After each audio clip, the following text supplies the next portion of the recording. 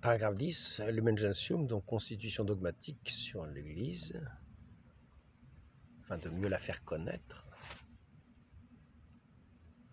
Paragraphe 10, sacerdoce commun. Sacerdoce commun. Nous en sommes au chapitre 2 sur le peuple de Dieu. Le Christ Seigneur, grand prêtre d'entre les hommes, Hébreux chapitre 5, verset 1-5, a fait du peuple nouveau un royaume, des prêtres pour son Dieu et Père. Apocalypse chapitre 1, verset 6, chapitre 5, verset 9 à 10. Les baptisés, en effet, par la régénération et l'onction du Saint-Esprit, sont consacrés pour être une demeure spirituelle et un sacerdoce saint, de façon à offrir, par toutes les activités du chrétien, autant d'hosties spirituelles, en proclamant les merveilles de celui qui, des ténèbres, les a appelés à son admirable lumière. Première épître de Saint Pierre, chapitre 2, versets 4 à 10. C'est pourquoi tous les fidèles du Christ, persévérant dans la prière et la louange de Dieu, Actes des Apôtres, chapitre 2, versets 42-47, doivent s'offrir en victime vivante, sainte, agréable à Dieu. Romains, chapitre 12, verset 1. Porter témoignage du Christ sur toute la surface de la terre et rendre raison sur toute requête de l'espérance qui est en eux d'une vie éternelle. Première épître de Saint Pierre, chapitre 3, verset 15. Le sacerdoce commun des fidèles et le sacerdoce ministériel ou hiérarchique, qui ont entre eux une différence essentielle, et non seulement de degré, sont cependant ordonnés l'un à l'autre. L'un et l'autre, en effet, chacun selon son mode propre, participe à l'unique sacerdoce du Christ, qui a reçu le sacerdoce ministériel. Celui qui a reçu le sacerdoce ministériel jouit d'un pouvoir sacré pour former et conduire le peuple sacerdotal, jouit d'un pouvoir sacré pour former et conduire le peuple sacerdotal pour faire dans le rôle du Christ le sacrifice eucharistique et l'offrir à Dieu au nom du peuple tout entier. Les fidèles, eux, de par le sacerdoce royal qui est le leur, concourent à l'offrande de l'Eucharistie et exercent leur sacerdoce par la réception des sacrements, la prière, l'action de grâce, le témoignage d'une vie sainte, leur renoncement et leur charité effective. Donc l'un et l'autre, en effet, chacun selon son mode propre, participe à l'unique sacerdoce du Christ. Celui qui a reçu le sacerdoce ministériel jouit d'un pouvoir sacré pour former et conduire le peuple sacerdotal pour faire, dans le rôle du Christ, le sacrifice eucharistique et l'offrir à Dieu au nom du peuple tout entier.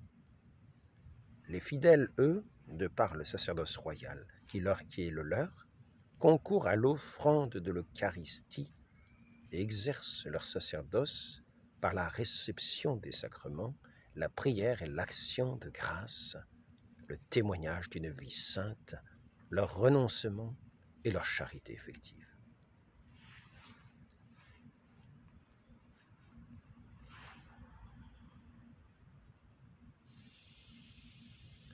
L'exercice du sacerdoce commun dans les sacrements, le caractère sacré et organique de la communauté sacerdotale entre en action par les sacrements et les vertus. Les fidèles incorporés à l'Église par le baptême ont reçu un caractère qui les délègue pour le culte religieux chrétien. Devenus fils de Dieu par une régénération, ils sont tenus de professer devant les hommes la foi que par l'Église ils ont reçue de Dieu, par l'Église. Ils ont reçu cette foi de Dieu. Ils ont reçu de Dieu cette foi par l'Église. Que par l'Église, ils ont reçu de Dieu. La foi est un don de Dieu que l'on reçoit par l'Église. Ils sont enrichis d'une force spéciale de l'Esprit Saint. Ils sont enrichis d'une force spéciale de l'Esprit Saint et obligés ainsi plus strictement tout à la fois à répandre et défendre la foi par la parole et par l'action en vrais témoins du Christ, participant au sacrifice eucharistique, source et sommet de toute la vie chrétienne, source et sommet de toute la vie chrétienne, ils offrent à Dieu la victime divine.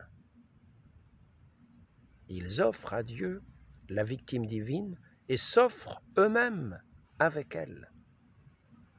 Ainsi, tant par l'oblation que par la sainte communion, tous, non pas indifféremment, mais chacun à sa manière, prennent leur part originale dans l'action liturgique. Il s'ensuit, sous une forme concrète qu'ils manifestent, ayant été renouvelés par le corps du Christ au cours de la sainte liturgie eucharistique, l'unité du peuple de Dieu que ce grand sacrement signifie en perfection et réalise admirablement. Ayant été renouvelés par le corps du Christ au cours de la sainte liturgie eucharistique, il s'ensuit sous une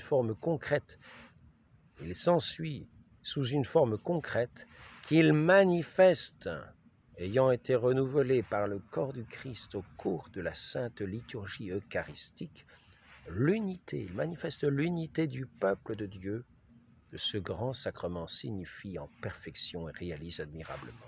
Ceux qui s'approchent du sacrement de pénitence y reçoivent de la miséricorde de Dieu le pardon de l'offense qu'ils lui ont faite et du même coup sont réconciliés avec l'Église que leur péché a blessée et qui, par la charité, l'exemple, les prières, travaillent à leur conversion. Par la sainte onction des malades et la prière des prêtres, c'est l'Église tout entière qui recommande les malades au Seigneur souffrant et glorifié pour qu'il les soulage et les sauve. Saint Jacques chapitre 5 verset 14-16. Bien mieux, elle les exhorte à s'associer librement à la passion et à la mort du Christ. Romains chapitre 8 verset 17, Colossiens chapitre 1 verset 24, 2 Timothée chapitre 2 verset 11-12, première épître de Saint Pierre chapitre 4 verset 13, afin d'apporter leur part pour le bien du peuple de Dieu. Quant à ceux parmi les fidèles qui reçoivent l'honneur de l'ordre sacré, c'est pour être par la parole et la grâce de Dieu les pasteurs de l'Église qu'ils sont institués au nom du Christ. Enfin, par la vertu du sacrement de mariage, qu'il leur donne de signifier en y participant le mystère de l'unité et de l'amour fait contre le Christ et l'Église. Éphésiens chapitre 5 verset 32, les époux chrétiens s'aident mutuellement et se sanctifient dans la vie conjugale, par l'accueil et l'éducation des enfants. En leur état de vie et leur ordre, ils ont ainsi dans le peuple de Dieu leur don propre. 1 Colossiens chapitre 7 verset 7. De leur union, en effet, procède la famille où naissent des membres nouveaux de la cité des hommes, dont la grâce de l'Esprit Saint fera, par le baptême, des fils de Dieu, pour que le peuple de Dieu se perpétue tout au long des siècles. Il faut que, par la parole et par l'exemple, dans cette sorte d'église qu'est le foyer, les parents soient pour leurs enfants les premiers héros de la foi, au service de la vocation propre de chacun et tout spécialement de la vocation sacrée.